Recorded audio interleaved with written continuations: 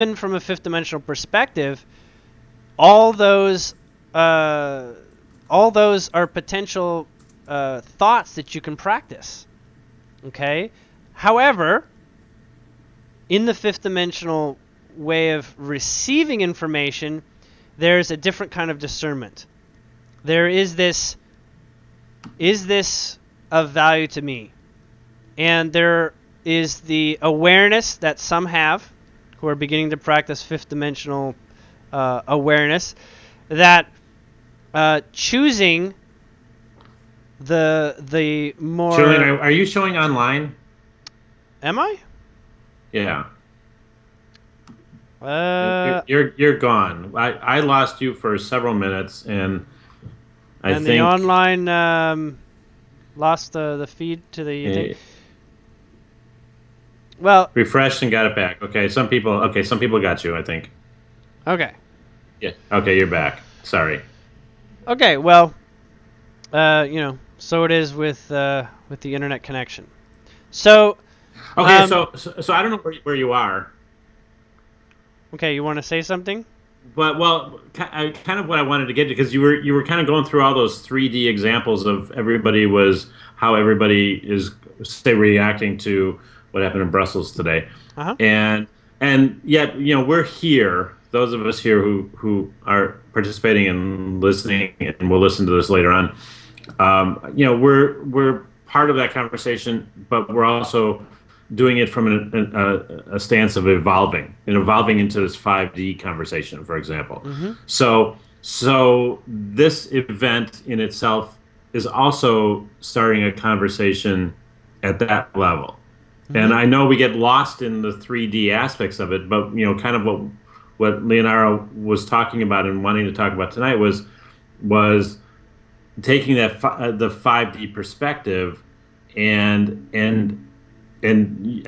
using the 5D languages and talking to the 3D perspective. Mm-hmm. But how do we have that first insight into the 5D perspective of, say, this event right here happened Mm-hmm. today in Brussels, Mm-hmm. and what can we pull from that to start that conversation with ourselves, and then maybe having it with somebody else.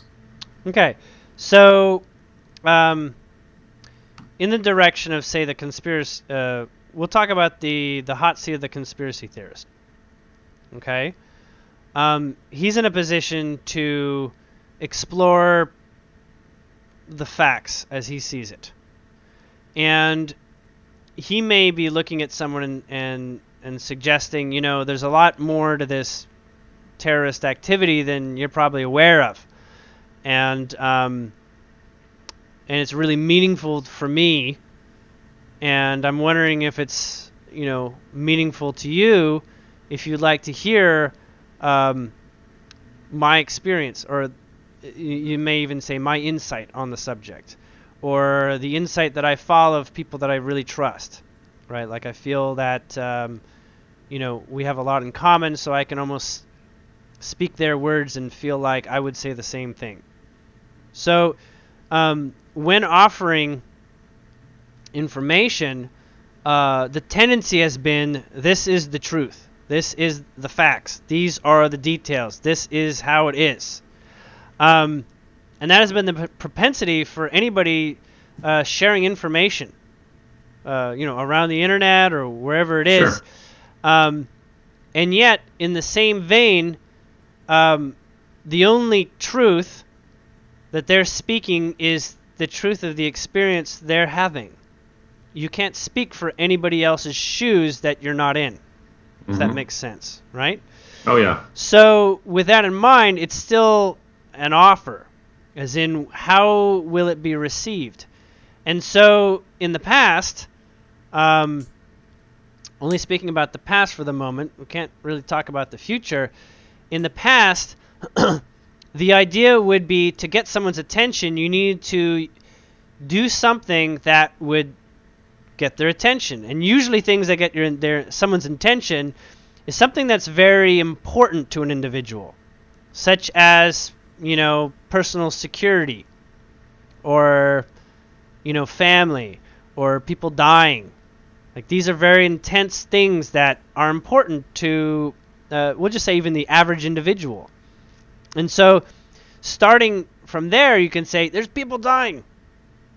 Don't you want to know why they shouldn't be dying? And you say, well, of course, terrorists. It's like, no, not even talking about terrorists. I'm talking about the people who train the terrorists. And then there's even conspiracy theorists that are saying, forget the terrorists, we got Illuminati problems.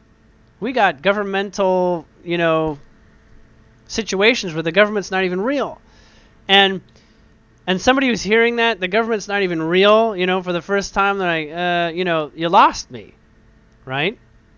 But if you start off by saying, people are hurt, does that, does that emotionally grab you enough? Are you familiar with people being hurt? Like, are you familiar with people who have, gotten physically hurt, and is that alarming enough for you to be a trigger to get you into a conversation so that we can talk?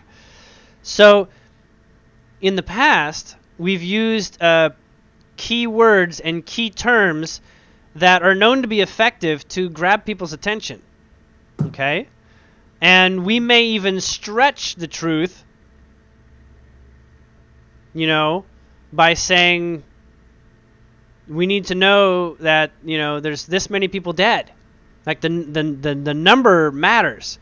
And some people will be like, 30 wounded and, 20 dead or something like that. And they will be focusing on, 30 people dying instead of, the more specific information. So there can be slight exaggerations. Just like when, everybody has their own personal perspective. You're familiar with the exercise probably some people have gone through in school to understand how gossip changes from person to person as it moves down the chain. Like, the information gets muddied because some people are focusing on some parts of the information over others, and they only retain some of the data and carry over some of the data. Like in elementary school, I believe there was an experience where I went through where it was everybody was around the room, and we told some sentence into the next person's ear, and then that person said okay, and then they whispered it into the other ear, and then by the time I got around, everybody had heard somebody, whispering into the other person's ear. The person at the end says, this is what I think the message is. And then the person who initiated the message says, well, this is what it was. Look how different it is. Look how it changed because we didn't quite hear properly, or we interpreted differently, or we thought one word was another word. It can be quite, difficult to receive the information correctly through a lot of lines of the information getting diluted from one person to the next from the initial source, right? Well, and also, I think from a 5D perspective, it's also challenging to maintain that perspective when people are dying. Right. Because that's what you can look at a false flag event and say, oh well, okay, this was staged. Nobody really died. Look at the fake blood. There are no guns going off, and look at that and say, okay, that's like watching a movie in a movie theater, and you can have stage props yes, and so you can take that perspective, and it's easier to maintain that 5D perspective. But when you look at something like today, when there was an actual bombing and you see actually people hurt and killed, it's a lot more challenging. And people, you'll note, in general, have a lot of questions. Mostly the why questions. Sure. Like, why does this have to happen? Why they got to be like this? Why this? Why that? Why whatever? And that's where individuals like the conspiracy theorists, they get the information in a row so that you take one piece of information, it leads to the next, it leads to the next, it leads to the next, it leads to the next, until eventually you get to this idea that there's a global world order, that's running everything going on, and this is how they get people to do what they want to do.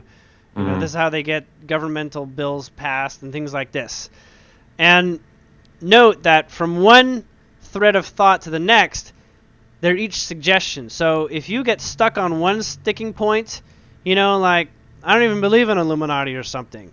Well, then, that requires more elaboration on that subject to help the other individual sort of get up to speed, where the person who knows more about the Illuminati feels comfortable that the other person has enough to work on to carry on the conversation that was initiated. So sometimes when you're you're offering a belief, which is your experience or your truth, or what you call the truth, which is often mistaken as the truth, but the truth is a personal experience.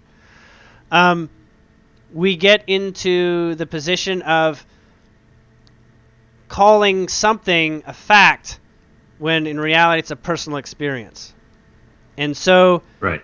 the experience that each one of us has may be proposed, as in this is what the truth is, such as what the news suggests, this is the truth.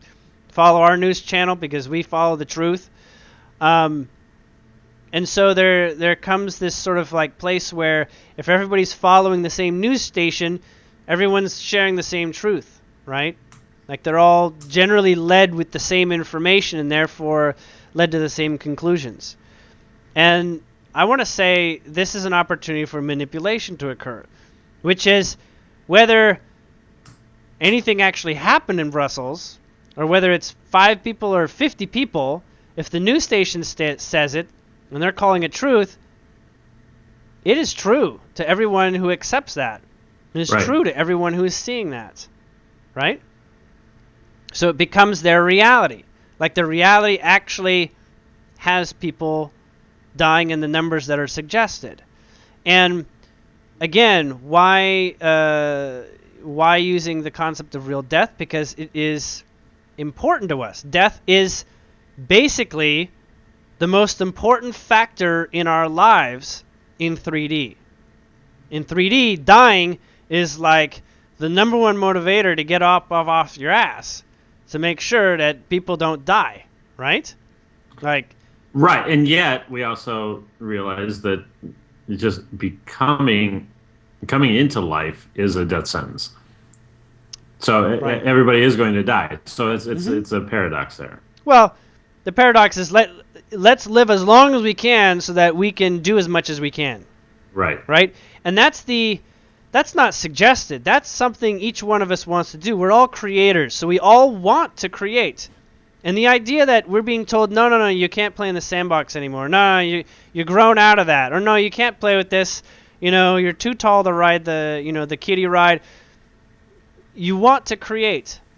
And so you want to explore creation too. You want to see how things are made and how things work, and you want to continue creating. So if anyone ever says no, game, it's over because you're going to die, or the people that you play with are going to die, or everything that matters to you in the creation, you need to protect yourself before you can create, right? You need to protect your life so that you can have a long life, so that you can do more creating. Death is basically the ultimate motivator for paying attention and listen up to the suggestions that those that are offering suggestions that you ought to do, which is an opportunity that if someone wants you to do something, it'll be like, you better do it or I'll punch your lights out. Well, you might as well do it because you don't want to get your lights punched out. But even that suggestion sometimes is a stunning moment. That stunning thing where it's like, oh, I don't even know what to do. It's like, if I had my faculties, I could have just, decided to run away or made a run for it. But because I'm like, oh my God, you're gonna punch me, you're kind of like stunned in the fear zone, right? And so you don't have your faculties to actually consider your options. That's why fear is the easiest place in which to manipulate someone, because they really can't see all their options because they haven't practiced it. Because death is such an unpracticed experience. It's like when it comes to death, it's like we don't even know. We have to rely on the flight or flight response, which does not consider all the social importances of us creating, right? Fight or flight is not exactly a creative experience.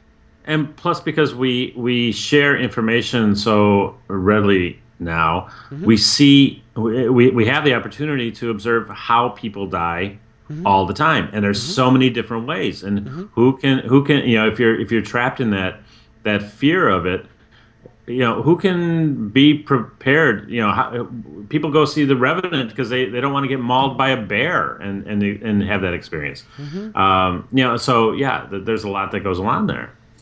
And and I'm not suggesting that anyone manipulates in any particular instance, but you will know that sometimes in a conversation or in explaining something to someone else, and you feel personally that the other individual needs to know what you know,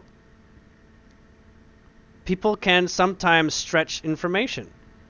Some people, they can say, you know, you better eat your veggies or you're not going to, live long, or you're not going to be healthy, or you're going to have an uncomfortable life.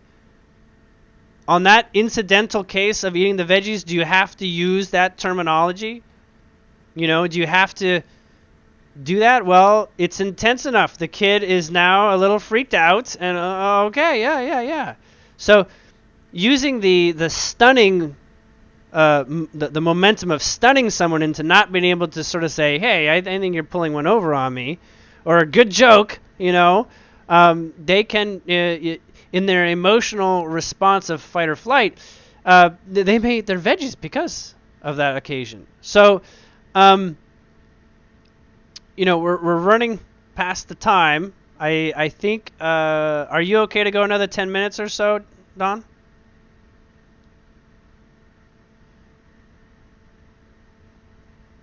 I'm muted. Yes, I'm fine. Go Oh, ahead. okay, cool. Yes. Um, so in a conversational space where, as a fifth dimensional being, you know that all you can do is offer perspective, your perspective, not even someone else's. You can say I'm repeating somebody else's perspective. But if you say it's your perspective, then basically you're entirely responsible for repeating it. Essentially, not only if you repeat somebody else's perspective without referencing that it's theirs, your body will say, oh, this must be mine because I'm saying it and I didn't separate it from somebody else. So anything that you say in law of attraction is teaching your body to repeat that and say that is the truth. So in fact, your truth is repeated by the individual by stating it as their own. It's like owning it. If you say something, if I say what Don said, I now own that was said, and my subconscious, which doesn't care where the source comes from, says that's gotta matter. And that's why things like, cereal commercials get us to buy cereal. And even if they're using cartoons that, there's no such thing as live cartoons in real life. We're like, oh, the bee said it's, higher in iron and fiber. It must be. But that was a bee. That's not even a real person, right?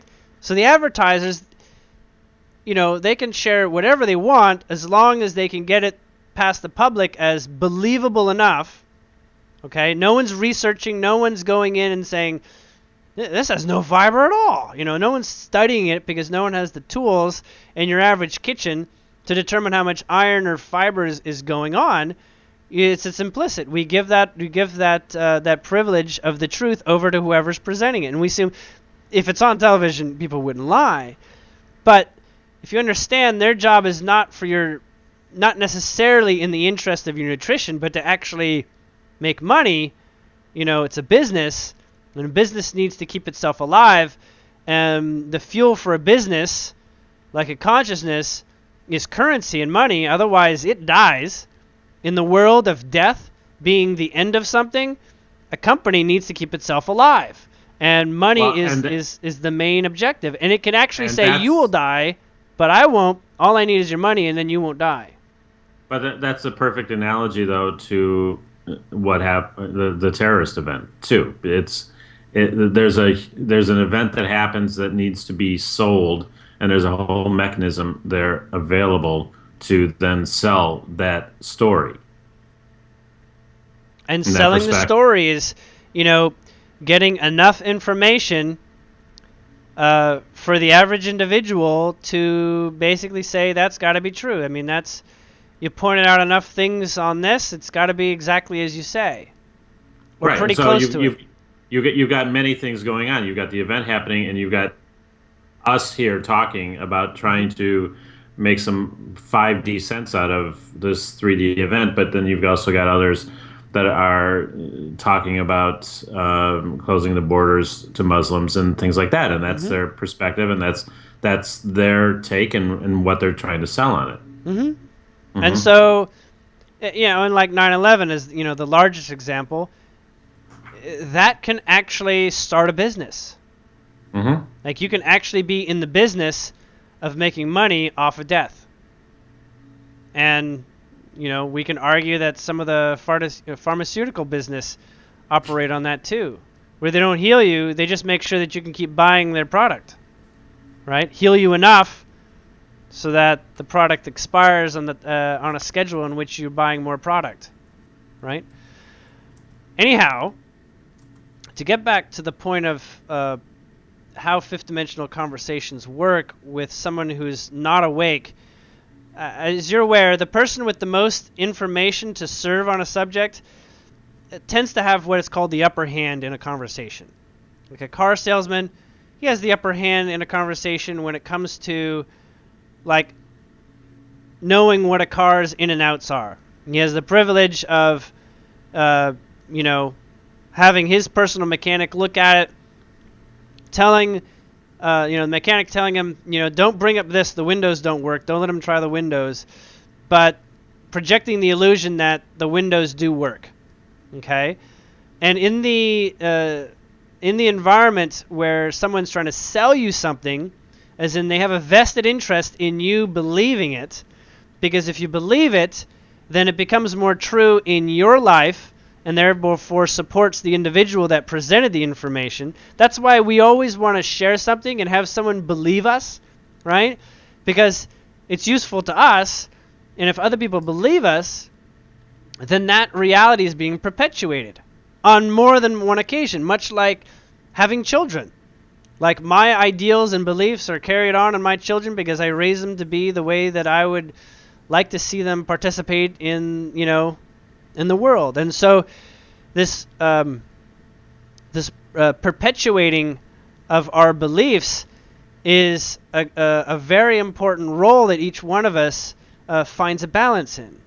And it finds a balance in how can we, feel like our minds are made up on a subject.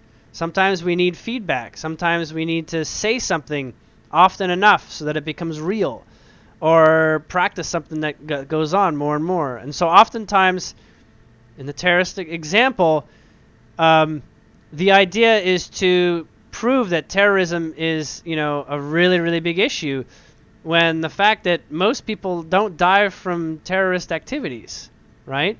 Even Hmm. so, it is like a mainstay discussion so that you can give over, certain liberties to be, sort of like in the rights of somebody else to safeguard, and you can give up certain liberties in the way of exploring, what would happen in a given situation where I was not protected. And I'm not suggesting that everybody needs to be protected, but the truth is, you only need to be protected. This is my truth. You only need to be protected if you're practicing the vibration in which you need to be protected. So if you keep thinking fear, terrorism, whatever, yes, that's another way of endangering your own life, because you're practicing that the danger is ever present. And so what do you do to counter the feeling that danger is ever present? You give up liberties so that you can be protected.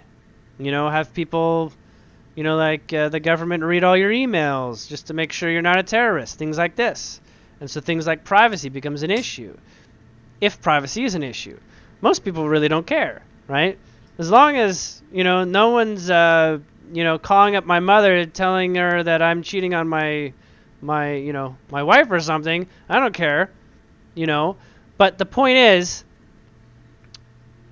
going forward, how can an individual have a conversation with another individual and not feel like they are pushing an agenda or manipulating, and feel like they are giving an honest offer, like this place where they feel really deeply satisfied by sharing, and not feeling like that they are promoting and using tools that lead people into a fear mental state.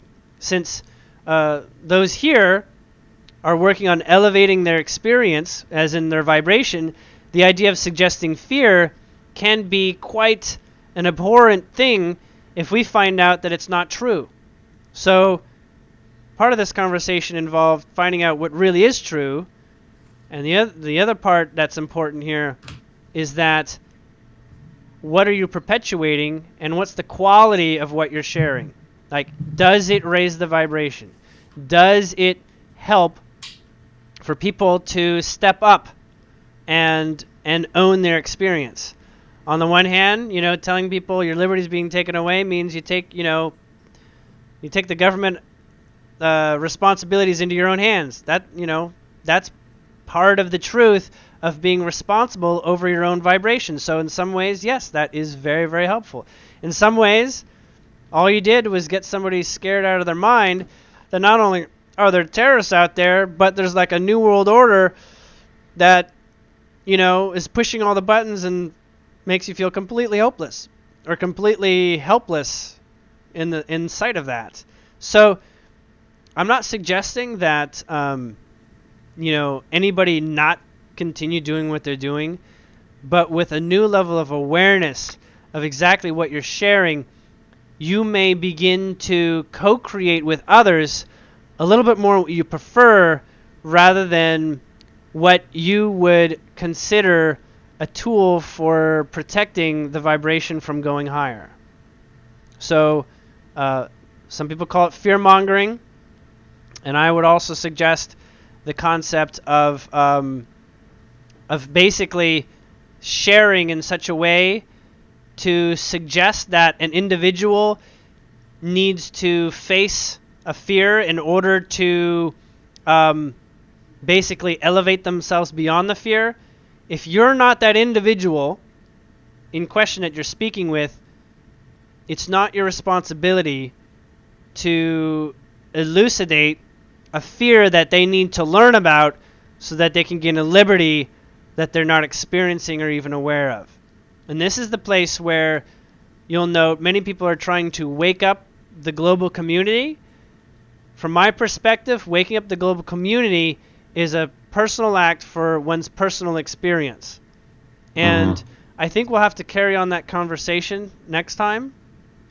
Yeah, like one last point too, but there's the other side of that point too is, can you in your personal experience um, allow the bee to sell the cereal that may or may not be healthy and not be dragged into the a turmoil over that situation? Yeah. And just let the bee be the bee and That's right. sell the cereal.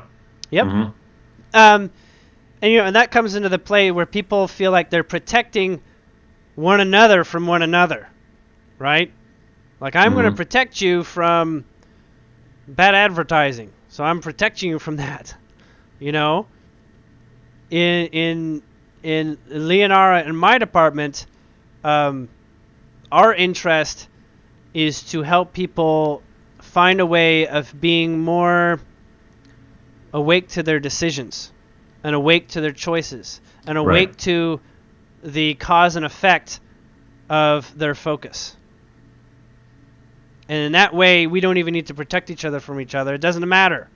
No. We can enjoy the bee and just say, I'm not interested in that cereal anyways, but that's a cute cartoon, or they made a cute quib or a nice little joke, and enjoy it for what it is. Enjoy it for what it is for you, not even for others.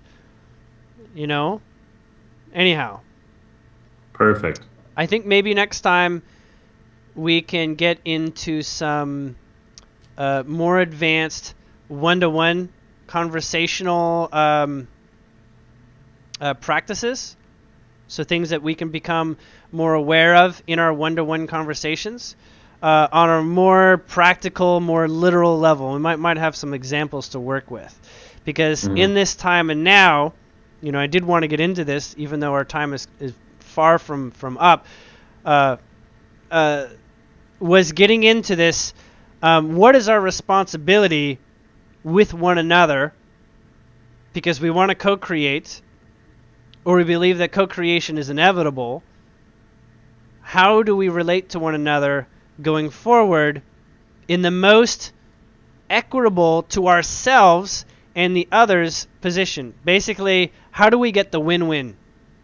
How do we prevent, or not prevent, but how do we go forward in a reality where it's not someone versus something, or someone versus someone? How do we basically take any experience and everybody wins from the exploration of a subject or an experience or a practice, therefore leading to the fountain of everybody and everything can get better fundamentally right away. So great. And that's, I'm looking forward to the next week.